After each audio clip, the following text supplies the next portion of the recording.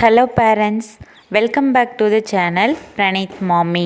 இன்றைக்கி இந்த வீடியோவில் ஆட்டிசம் குழந்தைங்க சவுண்டு கேட்டால் பயப்படுவாங்க. ஏன் பயப்படுறாங்க, அப்படி பயப்பட்டால் என்ன பண்ணுறது அப்படின்னு பார்க்கலாம் வாங்க. நிறைய யூஸ்ஃபுல்லான இன்ஃபர்மேஷனுக்கு ஆட்டிசம் பற்றி விலாகு, கார்டனிங் இதெல்லாம் பார்க்கணுன்னா நம்ம சேனலை மறக்காமல் சப்ஸ்கிரைப் பண்ணிக்கோங்க. ஆட்டிசம் குழந்தைங்க சவுண்டுக்காக பயப்படுறாங்க அப்படின்னா அது சென்சரி இஷ்யூஸ் தான் காரணம். அவங்களுடைய சென்சரி இஷ்யூஸ்லாம் ஒரே மாதிரி இருக்காது. ஹைப்போவாக இருக்கும், ஹைப்பராக இருக்கும், அந்த மாதிரி மாறிக்கிட்டே இருக்கும். ஹைப்பராக இருக்கும்போது அவங்க சவுண்டை அவாய்ட் பண்ணுவாங்க. அவங்களுடைய சவுண்ட் சென்ஸ் ஹைப்போவாக இருக்கும்போது சவுண்டை சீக் பண்ணுவாங்க. ஹைப்போவாக இருந்துச்சு அப்படின்னா எல்லா பொருளையும் எடுத்து காதுக்கிட்ட வச்சு ஆட்டி ஆட்டி கேட்டுகிட்டே இருப்பாங்க. அதே ஹைப்பராக இருக்கும்போது ஒரு சின்ன சவுண்டு கூட அவங்களால தாங்க முடியாது, அவாய்ட் பண்ணுவாங்க. ஸோ இது காமன். இது ஒரே மாதிரியே இருக்காது. சில டைம் பார்த்திங்கன்னா ஹைப்போவாக இருப்பாங்க, சில டைம் பார்த்திங்கன்னா ஹைப்பராக இருப்பாங்க. மாறிக்கிட்டே இருக்கும். பிஹேவியர் ஒரே மாதிரி இருக்காது. இப்போ இதை நம்ம எப்படி சரி பண்ணுறது அப்படின்னு பார்த்திங்கன்னா அக்செப்டன்சி தாங்க இதுக்கு ஒரே சொல்யூஷன்.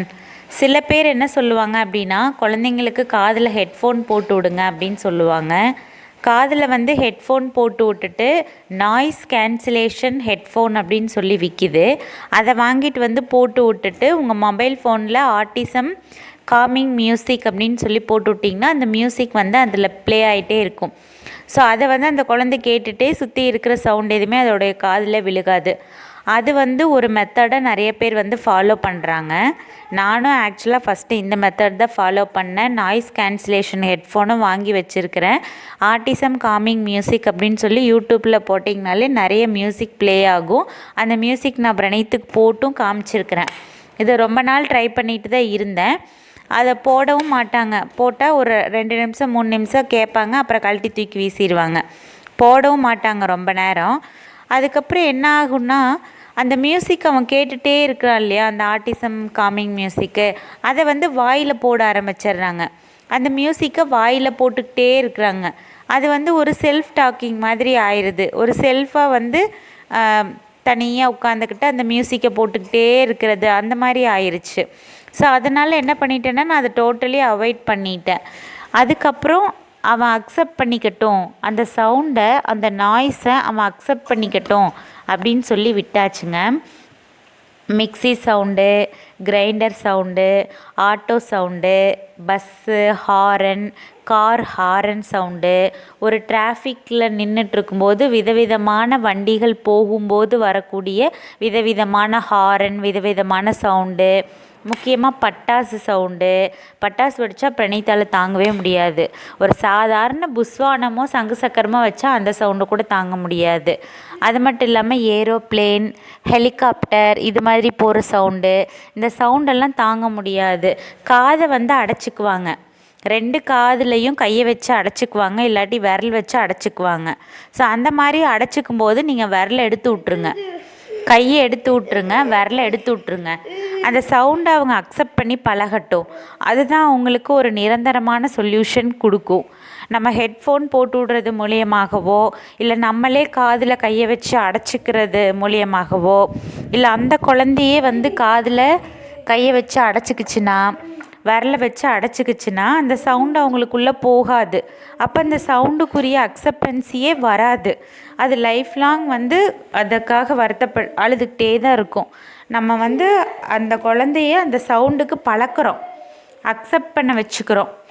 நீ இந்த சவுண்டு இந்த உலகத்தில் இருந்துகிட்டே தான் இருக்கும், ஆனால் அந்த சவுண்டை அக்செப்ட் பண்ணிக்கணும், நீ அதை அக்செப்ட் பண்ணிக்கணும் அப்படின்னு சொல்லிவிட்டு அந்த சவுண்டுக்கு நம்ம அந்த குழந்தைய பழக்கிடுறோம், அக்செப்ட் பண்ண வச்சிடுறோம். அப்படி பண்ணும்போது மட்டும்தான் இது சரியாகும். இது உடனே நடக்காது, ரொம்ப கஷ்டமாக தான் இருக்கும். காலப்போக்கில் நடக்கும், ரொம்ப நாள் எடுக்கும், ரொம்ப டைம் எடுக்கும். இன்னுமே நாங்கள் இதில் சக்ஸஸ் ஆகலை. நான் ஹெட்ஃபோன் போட்டு விட்டுட்ருந்தேன், அப்புறம் ஹெட்ஃபோன் போட்டு விட்றதில்ல, மியூசிக்லாம் போட்டு விட்றதில்ல, இந்த ஆட்டிசம் காமிங் மியூசிக்லாம் போடுறதில்ல. நான் அது ஃபஸ்ட்டே ஒரு வீடியோவே போட்டிருப்பேன். ஆட்டிசம் காமிங் மியூசிக் தான் என் பையனுக்கு போட்டு விட்றேன், ஹெட்ஃபோன் போட்டு விட்றேன் அப்படின்னு சொல்லி ஒரு வருஷத்துக்கு முன்னாடி ஒரு வீடியோ போட்டிருப்பேன். அதுக்கப்புறம் இந்த மாதிரி அவன் தனியாக அந்த மியூசிக் போட ஆரம்பித்ததுனால அதுக்கப்புறம் நான் அதை போடல, அதோடு விட்டுட்டேன்.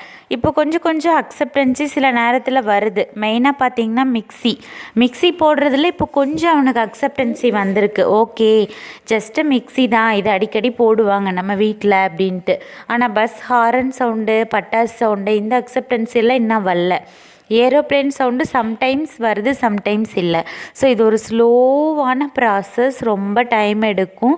அந்த குழந்தையே அதை அக்செப்ட் பண்ணிச்சு, இதெல்லாம் நார்மலான சவுண்டு தான் அப்படின்னு தெரிஞ்சிச்சு அப்படின்னா நம்மளுக்கு ரொம்ப ஈஸியாயிருங்க. ஸோ காதை வச்சு அடைச்சா எடுத்து விட்ருங்க கையை. விரலை வச்சு காதுக்குள்ளே வச்சு அடைச்சாங்கன்னா அதையும் எடுத்து விட்ருங்க.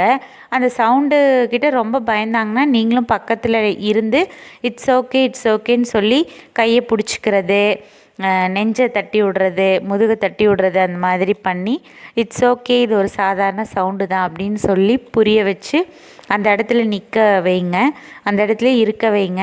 ரொம்ப தாங்க முடியலன்னா வேணால் கொஞ்சம் வேறு இடத்துக்கு கூட்டிகிட்டு போகலாம். ஓகே, இந்த வீடியோ உங்களுக்கு யூஸ்ஃபுல்லாக இருந்திருக்கும்னு நினைக்கிறேன். அடுத்த வீடியோவில் பார்க்கலாம். மறக்காமல் லைக், சப்ஸ்கிரைப் அண்ட் ஷேர் பண்ணுங்கள். Thank you so much. பாய் பாய்.